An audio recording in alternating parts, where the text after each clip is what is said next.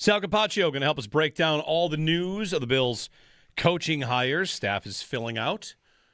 Sal, you've got your – good morning, by the way, Jeremy and Joe, and good morning to you, Sal. Sal, you've got your spreadsheet 53-man roster color-coded. Do you have a coaching staff spreadsheet, and is this not maybe a good idea, a good opportunity? I actually put one together last week for a different reason, because I was trying to put together the years that each coach that was on staff with the Bills this year had come on board, and I was piecing that with who Joe Brady had coached with. So I actually tweeted this out. I had a spreadsheet of, okay, Mark Lubick and Rob Boris and Kelly Skipper, 2017. Shermer and Austin Gunn, 22. DJ Mangus, 23. Adam Henry, 23. Ronald Curry, 24. And that's why. And it's so funny you say this, because I'm like, I need to go and kind of start moving things into different columns to say, okay, here's the new this coach, here's the new that coach, because you're right.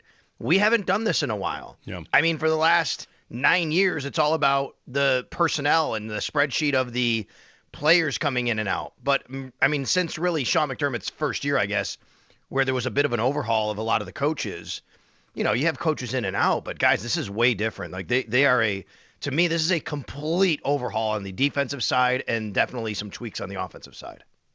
So let's talk about this staff. Like, how many crossovers are there, Sal? Anytime a coaching staff gets hired, you get this person worked with this person, and they were overlapping here and here. Like with the Bills' new offensive coordinator, Pete Carmichael, they overlapped in the Sean Payton tree. They're both there in New Orleans for a time, right? So Jim Leonard, right? This is the biggest move they've made, I believe. Overlap there, and are we seeing a lot of overlap or maybe less than you'd expect?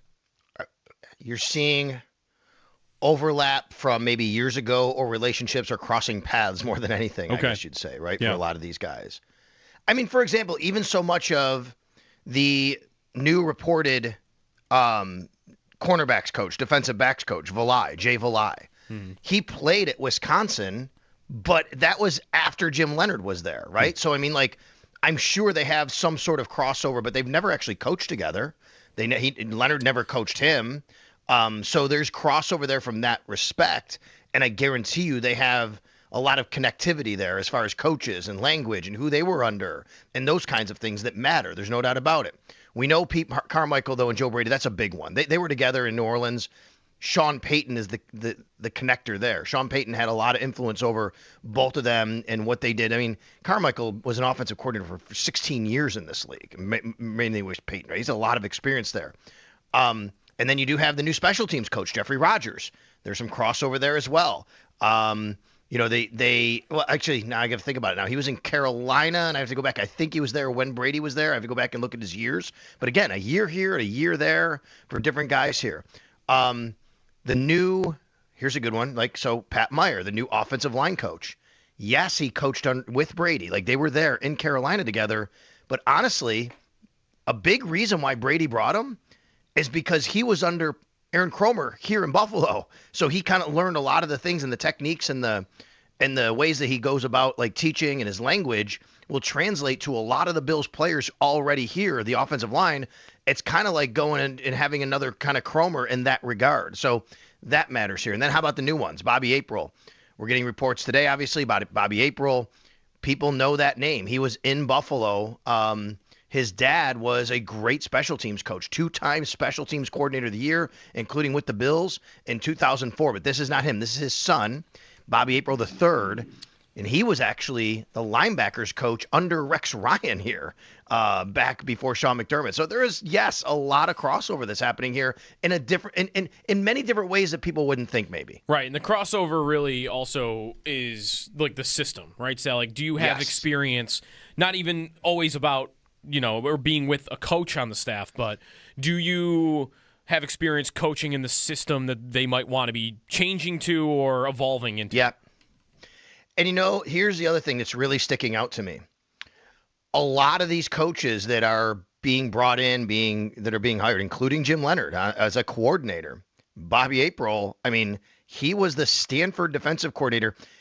A lot of these guys have a lot of college experience, which I find interesting, as well as NFL. Some guys have been at college and NFL. And you can look at that, people can look and go, wait a minute, that's inexperience. That's fine. I mean, I'm not telling you it should be a great thing or a terrible thing, but I think in today's college atmosphere, today's NFL, the way that it's played, there's a lot of crossover and a lot of concepts that come from college. Now you have obviously NIL and portal and these guys that they're kind of used to having different rosters every year where they've been in college. It's more like a pro game. But I do think there's a lot of, hey, we can connect more with a lot of these guys coming in the NFL who've been, going through different systems that are now translating to the NFL in a lot of ways. I just find that interesting. We'll see how it works out, obviously. And I'll give you an example of Valai, though. Valai was with the Chiefs, though, in 2018, but most of his career has been coaching in college. He's been some big programs, by the way. Oklahoma, Alabama, Texas, Georgia. Those are high-level programs, but he did spend a year with the Kansas City Chiefs, right? Bobby April. He's been at Stanford. He's the defensive coordinator at Stanford, but he's with the Bills 10 years ago as a coach. So I find it interesting that a lot of these guys that are either being talked about or are being brought in or being hired, they actually have quite a bit of experience at both the NFL and college level. Yeah, and when you see, not to make this all a question about Bobby April, Sal, but he's hired as the outside linebackers coach, right? Right. So when you see that, and this kind of gets into Jim Leonard and what he does defensively and maybe some of the expectation of what they could evolve into on defense. When I see outside linebackers, that's not your Matt Milano's anymore, right? That's probably going to be guys that are rushing the passer. Yeah, and now John Egawagru, I believe is how you say his name, and I have to get used to this again because he was in Buffalo before as well. He is being reportedly hired as the inside linebackers coach. He was the inside linebackers coach for the New York Giants as well. That's interesting, right? Because if you're talking about inside linebackers versus outside linebackers, that's different than all linebackers. And then you're kind of saying they're two distinct jobs. And in that sense, that gets you more to the whole 3-4 versus 4-3, right? Since the Bills, it's the same thing. Do you guys remember several years ago when the Bills hired a nickel coach? Right? Oh, wow, they have a nickel coach now. It's totally different. Okay, right? And now everybody has one, right? Now everybody has one. Yeah, Everybody's got a nickel coach. The Bills were one of the first teams to kind of do that because it was a different position than the other corners. Well, I think we're seeing here the Bills are recognizing and saying, and we can now get clues about what Jim Leonard wants to do on defense by saying we have an inside linebackers coach and an outside linebackers coach because they are two totally different functions. It is not the same as Milano and Bernard and training them at Will and Mike, if that makes sense. Yeah, the overhaul to the coaching staff, obviously, Sal, with it, I don't know how much they're going to overhaul defensive personnel, but you have plenty of people trying to figure out right now, all right, well, who on this defense doesn't fit, right? Mm-hmm. Are there trade candidates? Are there cut candidates that maybe you wouldn't think before just because – the specific skill sets that this defense is going to start looking for are not exactly the same really at all. There should be a lot of different skill sets in the new defense moving forward. Yeah, for sure.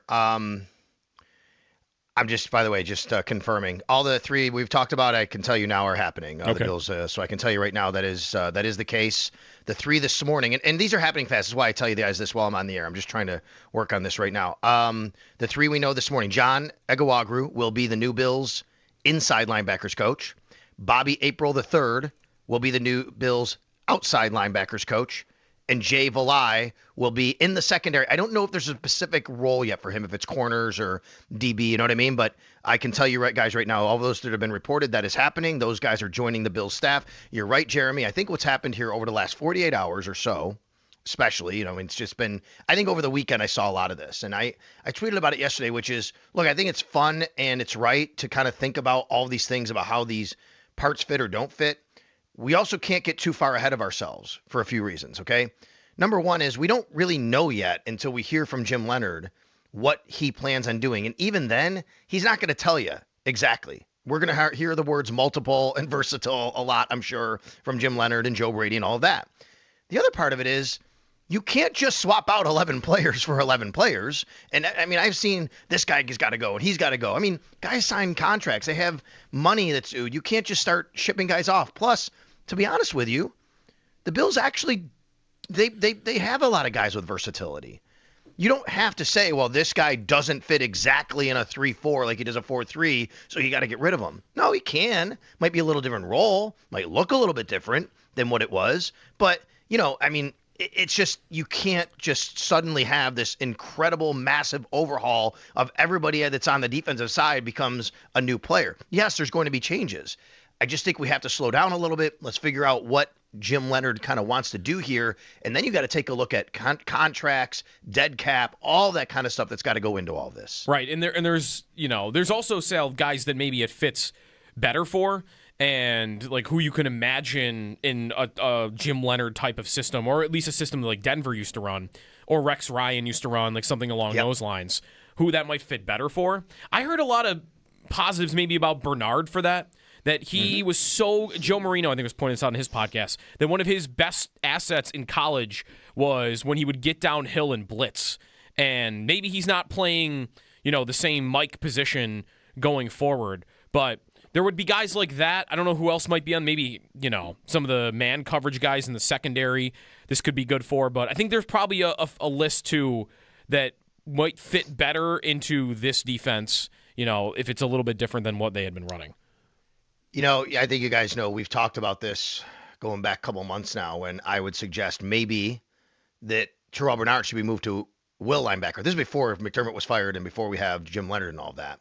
Just in the current structure of the last, 8 years, the way the Bills defense is structured, seeing Terrell Bernard and at his size and what he has to take on, and the fact that the injuries are, piled up a little bit with him, he was, I think, a lot more hurt than people realize this year. Not an excuse, but I think it does explain a little bit of kind of what happened throughout the year, that I always thought, he probably fits better in that system as a will linebacker. And why is that? Because a will linebacker is more sideline to sideline. It's a guy that you can use in different situations. You can blitz him, no doubt, but he's a guy that's going to be a little bit more left clean. He's on the weak side. He's not in the middle. He's not taking on blocks head on. And I thought that would be the case. Well, now if you're gonna run more of a 3-4, you can put him as an inside linebacker, not a traditional middle linebacker where he's in between, in the middle of the defense, A-gaps, right? Inside linebacker, he can move around a little bit. He can blitz a little bit more. You can use it, be creative. The thing about a 3-4, if that's what the Bills are doing here, is that's where you just don't know where guys are coming from. You can blitz from all different spots because you have 4 linebackers standing up essentially. You can walk them down the line of scrimmage. You can move them back. It's a dream for Michael Hoyt. I think Michael Hoyt can be really great in what the Bills want to do here. And, that's a guy obviously that we'll be talking about a lot, I think, going into next offseason. Now that said, what's funny about this? Going back years, I always felt that Tremaine Edmonds should have been a 3-4 linebacker, not a 4-3. Mm-hmm. Even though at his size, because of the way he played, his ranginess and the way he can go, he was much more to me like a athletic linebacker than a downhill linebacker at his size. And I know the Bills don't have Tremaine Edmonds, but I mean, like, certain guys are just fit a little bit better in that sort of structure. I think Terrell Bernard can still play Mike if they wanted to do that. He could play Will if they wanted to do that. But maybe he's best suited for something like this, which I agree with you. Sal Capaccio joining us on the Western Hotline. Got a quick question here. Sean's coming in, so we'll get to that with Sal. Sean, good morning. Good morning, guys. Sal, I was just hoping for an update and your opinion on whether this player fits into a possible 3-4 scheme. Is the Canadian wonder, Hoyt, or Hatch, or however you pronounce it. He played so well in the limited time we saw him, and I'm really interested and hopeful on returning players with him, and I believe he is under contract, correct? Yeah, he's under contract for a couple more years. I think this is a perfect scheme for him. He's the guy on the roster that I think could fit best here and be most benefited. And what we saw already from him from the older scheme, last year's scheme that the Bills put him in for 6 quarters before he got hurt. I think the biggest question with Michael Hoyt is simply going to be the recovery from the injury. I really love the idea of him fitting in this, because that's a guy that he can put his hand in the ground. He can step back. He can play inside the front 7. He can play outside the front 7. He's just kind of a versatile kind of chess piece. And I think that Jim Leonard, to me, I can imagine Jim Leonard is right now going, okay, what can I do with this guy? Where can I put him? 55, put him over here, put him over there. Like, you're drawing stuff up on napkins, thinking about how cool it might be. Absolutely. I think that the biggest issue with Michael Hoyt is simply going to be making sure that he's healthy. I think if he is healthy, I think he's a really, really great piece to have in this defense. And one follow-up, is there, you say I think it was 6 or 7 quarters that he played and it was great. Has anybody extrapolated and projected on his stats for that 6 or 7 quarters, what a full 17-game season would look like? Probably I'm sure you not. could do it. I don't know. Limited. Wouldn't be that hard. Yeah. Right? You could take the 6 quarters. He looked good, but it's not even about the stats to me. Michael Hoyt is a disruptor is what it is. It's not about the stats necessarily. I mean, the game, remember he played, did he play Carolina and then he got hurt the next week? Is that what it was, right? Yeah, he got hurt against Kansas City. Yeah. And it was 2 sacks in 2 games. Yeah. That's right. And it wasn't even the sacks. You guys remember, we just talked about him creating havoc. Mm-hmm. And there was I think maybe Bosa or someone had a sack because of Hoyt that he didn't show up in the stat sheet, but he did it. Like, that's a guy that I really like for this defense. And there's gonna be changes, there's no doubt. I just think we have to understand, like, I know people don't want to always hear this because it sucks, but the Bills they're up against it with the cap. Yes, the cap went up, which is great. That's gonna help, but there's only so much they can do, and they're gonna have to figure out a lot of this stuff on the fly and how they want to kind of piece it together, and that's going to be a challenge for Brandon Beane and his staff. What do we know, Sal, about the offensive staff right now? I saw Ronald Curry was getting interviews in other places, or I think I saw that, maybe not. But we have a new offensive coordinator here, so like maybe they don't just run it back with the same staff that was under Joe Brady? I would think that's the case, but we don't know about a few guys who Joe Brady did say that some guys on staff that would remain on staff, and I don't know who that is. I haven't heard anything about the guys who've been here for a while. Kelly Skipper at running backs, Rob Boris at tight ends. I mean, they've been with Sean McDermott since 2017, and they've been with Joe Brady, since he's been here. So are those guys that he wants to retain? Are they going to stay on staff? It feels to me like much more of the overhaul is happening on the defensive side. By the way, Ryan Nielsen is also gone from the defensive side. Saw that. That happened over the weekend as well. He was defensive line coach. It feels like that's the case. But on the offensive side, Pat Meyer is going to be the new offensive line coach. We know that.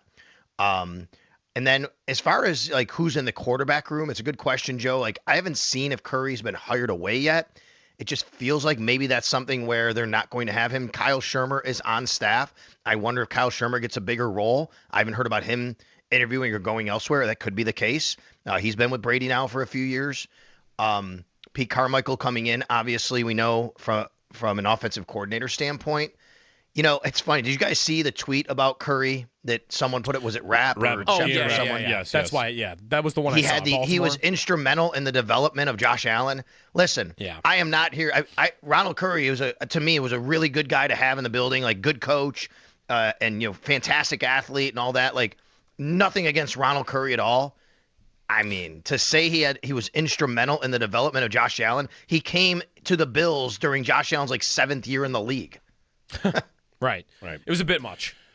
All right. Right, exactly. So, I mean, yeah. So, anyway, that was something that stood out. I don't really know from there. We haven't heard or seen necessarily, anything that's been finalized. But I do know, yes, he was interviewing. But then maybe he comes back and he's, part of this staff. But we'll see where that goes. Otherwise, I wouldn't be surprised if hear a few guys that are being retained, especially on that side of the ball. All right.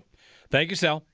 You got it, guys. Thanks. Sal Capaccio's on the Western Hotline. And I was looking at some stuff I want to get to about next year also, because I think I found this in the chat. Someone pointing out, like, New England. How sticky is New England going to be? They're in the Super Bowl. How sticky will they be next year? And something that's said about them next year and their first place schedule. You decide when we get back.